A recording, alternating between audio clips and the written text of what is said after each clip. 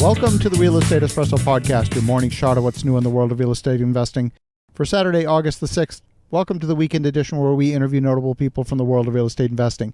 Today is no exception. We have a great guest all the way from Kamloops, British Columbia. Welcome to the show, Dave Dubeau. Victor, thanks for having me. It's a pleasure. Well, great to have you here. Now, Dave, you've been in this investing game for quite some time, and we're going to talk about podcasting because you now have not just one podcast, but two. Before we dive into those details, maybe give a little bit of your backstory and how you got to this point in your journey. All right. Thanks, Victor. Yeah. So I started investing in real estate actually about 2001 when I was living in all places, San Jose, Costa Rica. And I had a language training company down there, lived there for 10 years. And the last couple of years of my stay in Costa Rica, I came across a couple of what we would call pre-foreclosure type deals.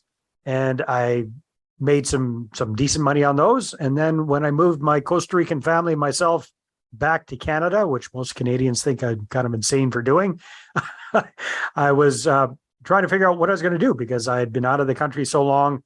I didn't have bad credit. I had no credit. I hadn't been able to sell my business in Costa Rica, so I didn't have a lot of money. And I had to figure out a way to make some money fairly quickly. And after being self-employed for quite a while, I was pretty much unemployable. So I saw one of those infamous late night infomercials. You too can get rich quick in real estate with little or no money down. Perfect. That's what I got. So I sent away for it and did a bunch of creative deals. Did about 18 deals in my first year and a half of business, creative, low money, no money type things. And that was a lot of fun. Got good at single family homes and creative type deals. Then took some time off of actively investing in real estate, helped an up and coming guru kind of blow up his business and training business and investment business for a number of years. Got back into it, single family home stuff, and eventually moved into multifamily and realized I kind of suck at the active partner side of things. I'm not particularly great at dealing with tenants or toilets, nor do I want to. So these days, I'm more of a passive investor on several deals myself, Victor. So that's a snapshot. That's awesome. There is no one career path into this business, and there's no one trajectory that is a prescribed formula. Everyone's journey is unique. Everyone's is different. And yet so many often enter the business through that seminar portal. It's amazing. So today, you have not one podcast, but you've launched a second podcast. Tell us the philosophy behind why you would want to start a podcast in this particular business. Yeah, good question, Victor. So I've got two podcasts at this point for two completely different purposes. My first podcast is called the Property Profits Real Estate Podcast. That's been running since 2018. I think we're at 330 some episodes at this point.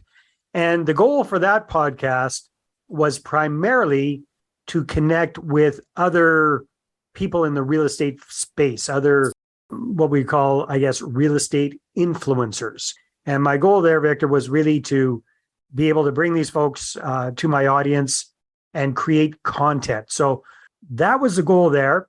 And I first kind of got into podcasting as a way of staying in touch with people on my list. So my primary business these days is we have a boutique marketing agency. We help mom and pop real estate investors get started with raising capital and finding joint venture partners.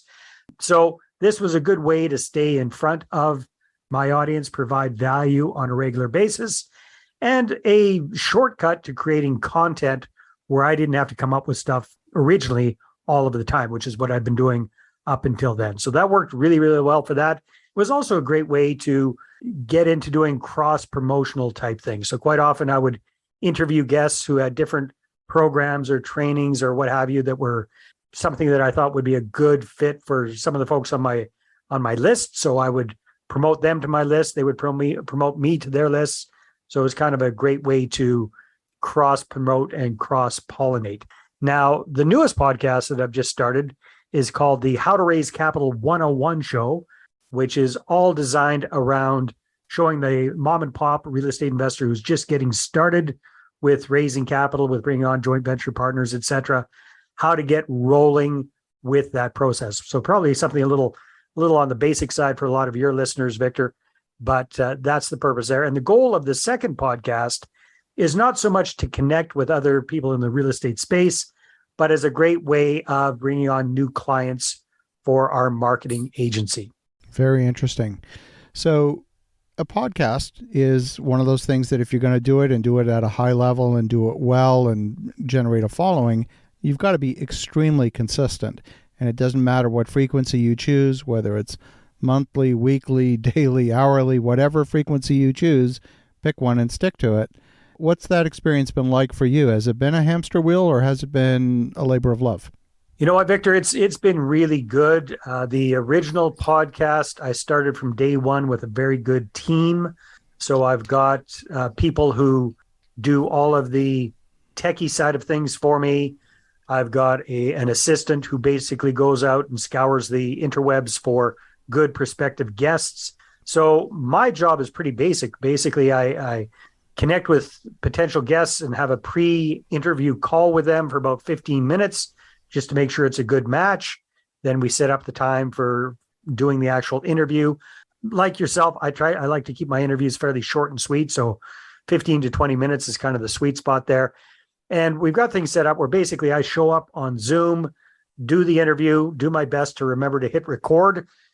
And pretty much everything after that is automated and taken care of for me. So it's pretty efficient. We're at this point for that first podcast, I've got about 3 months worth of episodes in the hopper ready to go. So we always keep a backup there because I only release twice a week for that particular podcast.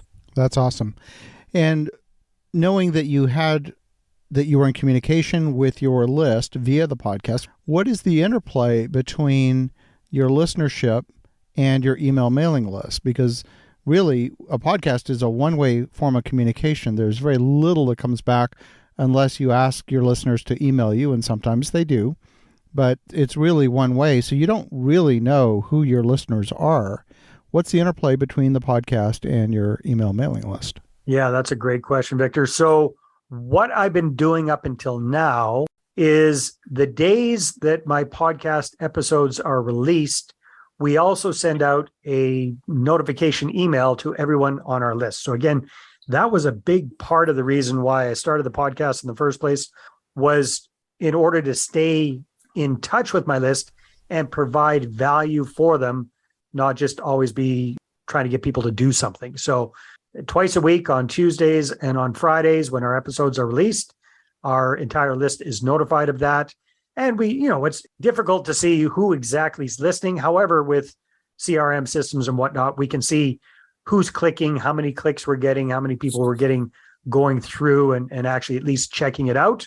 And then you can kind of take a look at your back end with your podcast stats and get an idea of how many listeners you had, which episodes perform better than others, that sort of thing. I love it. So what drove the decision to start a second podcast? Why wouldn't you leverage the existing platform to try and maybe, let's say, do a little bit of an extension of that podcast to a slightly broader audience? Yeah, maybe I'm a glutton for punishment, Victor. I'm not sure. No, the reason I decided to start a whole new podcast is because it really is a very different format. So my first podcast is really interview focused. Virtually all of my episodes are kind of like this, where I'm interviewing a guest expert and we're having a conversation, and that's great. However, it doesn't really lead back to my primary business, which is the whole boutique marketing agency, so to speak. So the new podcast is really laser focused 100% on my ideal target avatar. And that is someone who has got a little bit of real estate investing experience under their belt, but very little experience raising capital. And the whole podcast is completely focused on that. So not so much in the way of interview type episodes, more solo episodes where I'm actually taking a deep dive into some particular topic myself, occasionally having a guest on board, but again, keeping it 100% focused on getting started with raising capital, and also occasionally bringing on a struggling capital raiser and kind of coaching them, doing a hot seat type episode. That's what the goal of the whole of the new podcast is. So yeah, the other podcast is kind of a little bit more generic, a little bit more wide wide ranging. It's kind of all things real estate investing. The new podcast is very laser focused. So I imagine the listenership's actually going to be slightly lower, but much higher quality when it comes to prospective clients for our business. So higher engagement as opposed to maybe a little bit less passive listening, but hopefully higher engagement. That's the goal. That's the purpose. Exactly. Awesome. Well, Dave, if folks want to connect, if they want to learn more, what's the best way? Well, the best way is to check out the new show. It's called the How to Raise Capital 101 Show. You can find that wherever you listen to podcasts, or you can check out the website, raisecapital101show.com. Fabulous. Well, I love the perspective and love what you're doing. And for the listeners at home, definitely connect with Dave at raisecapital101show.com. And in the meantime, have an awesome rest of your weekend. Go make some great things happen. I'll talk to you again tomorrow.